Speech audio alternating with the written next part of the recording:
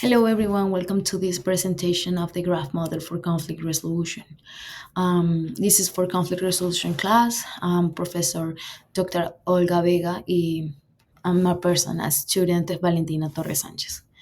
Today, we're going to have an introduction about what GMCR is and what are the purposes, and the key features, including stakeholders, strategies, payoffs, states transitions, the Nash equilibrium, and stability. Practical applications in a case studies, benefits, limitation, future research, and conclusions. So, what is GMCR? GMCR can be defined as V equals NSPG. N refers to the number of stakeholders or decision makers involved in the conflict. S, the number of feasible states that can be reached in order to find the equilibrium. The P is the preferences of each stakeholders, and G as the graph model. So the GMCR Plus considers individual perspectives and finds solutions that benefit most of the decision makers involved in the conflict.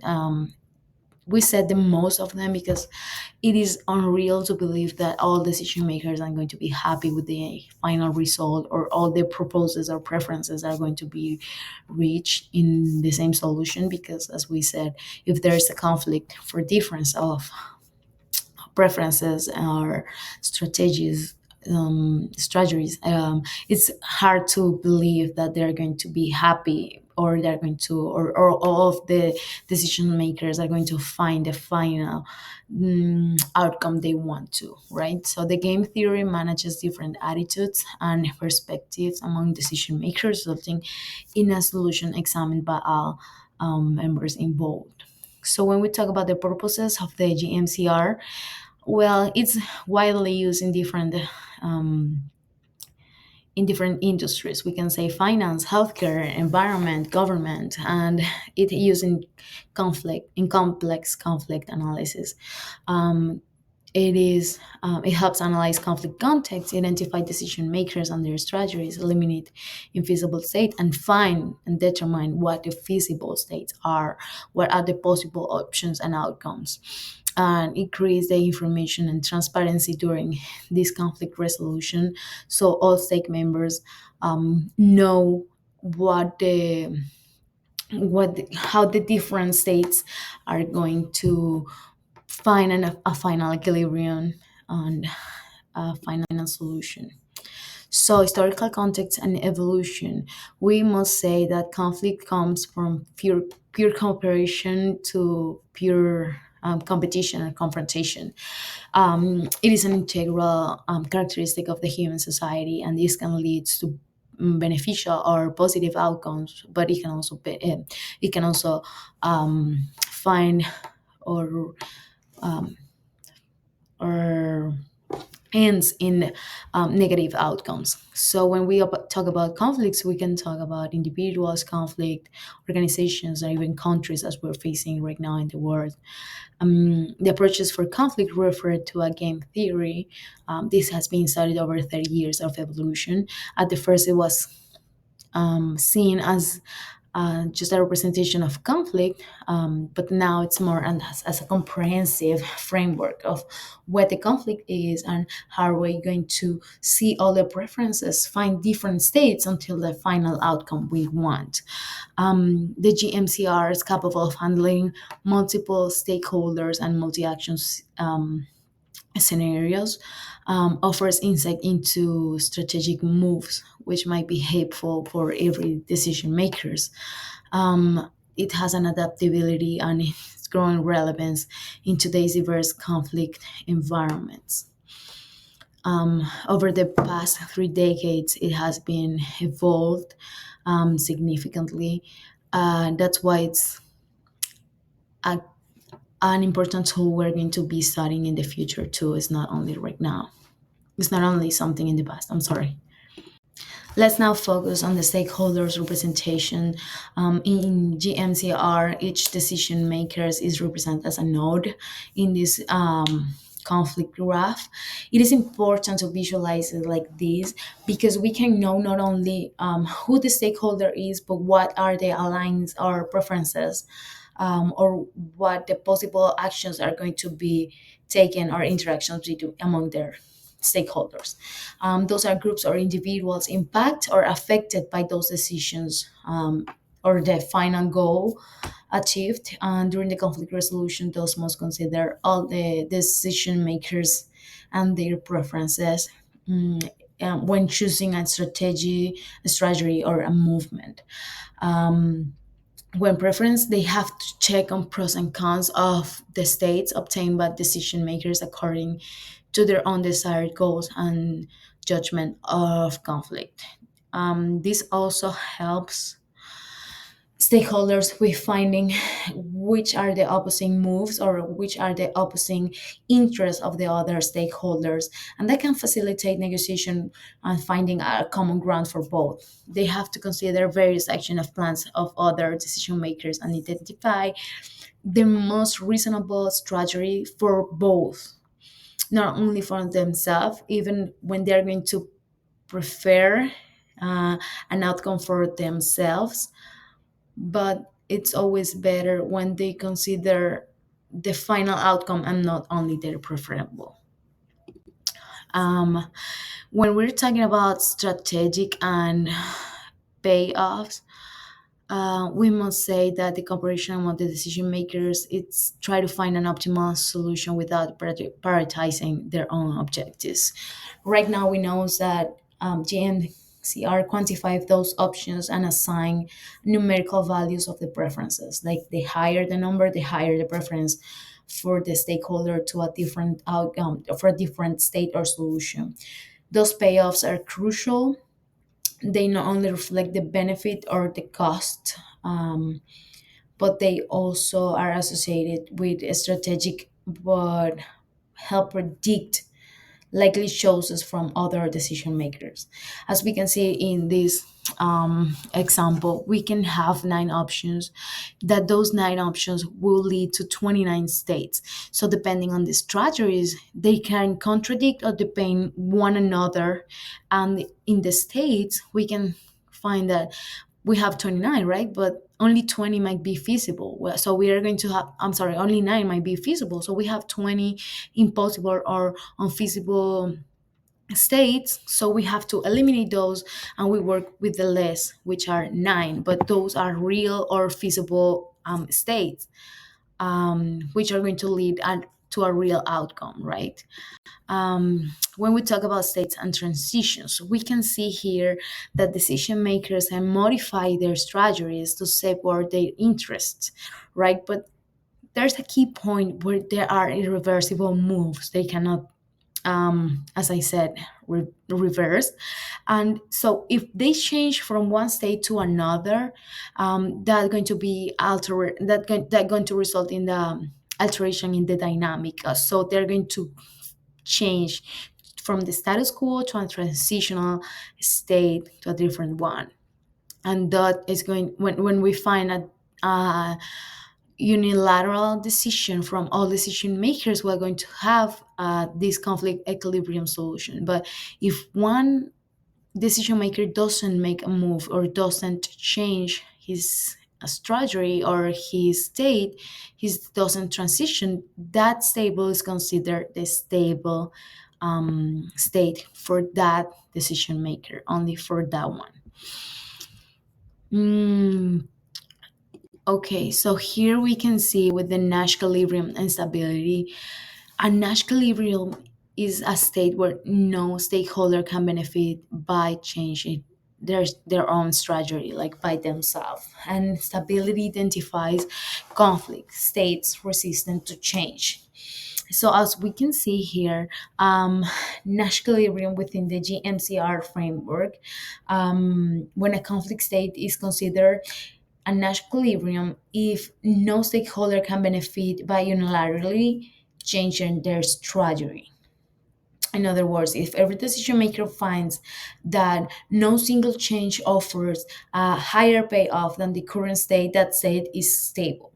So here we can see at the at the beginning we have three decision makers. So we have Moe in the modify. He was in an unstable transition or in a stable state because he said no and no, but then in the final equilibrium he changed to yes. And we can see that Nash equilibrium is reached when the conflict is considered stable, where the decision makers found optimal their most optimal strategies. In the practical applications of the GMCR, this has been applied to a very array in the world conflicts. It has been applied in different industries, as we can see in finance, healthcare, government, energy, environment. In real world examples, it has been for the water resource conflict in 2025 or integrated healthcare system. This is a study we're going to see as an example in the future of this presentation. Was in China. It was a conflict between the government, elderly, and healthcare providers in 2024. Also, we have seen it in complex organizational conflicts and in environmental conflicts. So right now we can see in this case study, this is a resolving conflict and promoting coordination for an integrated old age healthcare service system. So what is a conflict scenario in this case? That there's an inconsistent service quality to elderly or inadequate relationship between supply and demand. There's a lack of policies resulting in obstacles to advance medical and nursing care services for elderly in China. The stakeholders are the government, the healthcare providers, and the elderly. So we can see here the interactions between these three. We have that there's the government and the healthcare. There's an interaction to coordinate the policy promotion and to guide those policies. But we also see between the healthcare providers and the elderly to provide those medical and nursing services and to pay for those medical and nursing services. And between the elderly and the government is to provide the financial support and the supervision of that one, but also to promote policies, to implement those policies. So here we can see different interactions between those three decision makers, as we said, looking as node and their interactions. The interactions in the past, in the previous slide, we can see the interactions between their decision makers and their possible states and their preferable states. So here we can say there's strategies. Every one of them has three with different preferences, right? So here we have the result is a number of 9. So when we see the feasible states, it's more than 9. We have 16, or we have more than 16, but in the 16 is when we reach these Nash stability, we can see. So here we have the 9 strategies, and we are going to select only the states where those had more when GMCR applied had more consensus, right? So we have S2, S4, S6, S8, S12, and the S16. But we know that here we are going to see the conflict evolution path where they are going to change the state from no to yes. So that's a transitional state. But we see that in the 16th is where we are going to find the Nash. So when we talk about the benefits, we can include that provides an structure analysis, manages multiple stakeholders and multiple dynamics between them, which can also be a limitation because when managing multiple stakeholders, you can also say that the complexity increases in this conflict. Also helps predict stable conflict states and dynamic between more than two stakeholders and how are they going to um, change their strategy in the future. Another benefit is that only a small amount of information is needed. The number of preferences, and giving a number of those preferences, the higher the number, the higher preference. Or we have the small amount of strategies for every stakeholder.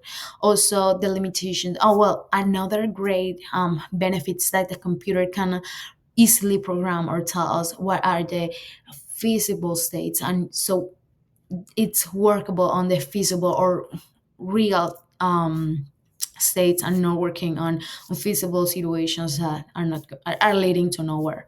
And the limitation, well, as I said, it is more complex between more people or more stakeholders are involved, and requires detailed data on stakeholder preferences. The future direction, well, there's potential for combine this GMCR with artificial intelligence, especially in fields such as finances or healthcare. The research must be done in these to find a way to simplify, because it's a complex. It doesn't sound like, but it is a complex system, and if we can reach with less information or less interaction, but with more transparency, we can make it easier for every stakeholder to understand every step of the model of the or of the tool. It will be it will be greater or easier to use with them. Finally, when in summary, we can say that this GMCR, the graph model for conflict resolution, is a vital tool for modern conflict analysis, representing all stakeholder preferences and future strategies, quantify strategies and payoffs, divides the conflict into different states. We can take out the feasible or possible states, and we can eliminate from the beginning the impossible or infeasible states. Also helps analyzing the conflict with transparency during states and transitions, so every stakeholders are capable of understanding what is happening with the conflict and how the conflict is managed, or why are the results, what are the final results, or how did all the stakeholders got to the final result. Clear framework to understanding the dynamics. We have the Nash equilibrium, meta-rationality, sequential stability that helps understand when a state is found, and where there's no need to one stakeholder to make a movement or a different movement, because it's not going to be more beneficial. So you can there consider that you found the equilibrium and you're near the solution right now. So additionally, it guides decision makers to collaborate and find sustainable solutions. Here's a little bit of the references if you want to find more information about it. And thank you so much for listening. Have a good day. And well, if you have any questions, you can leave in the comments. Thank you.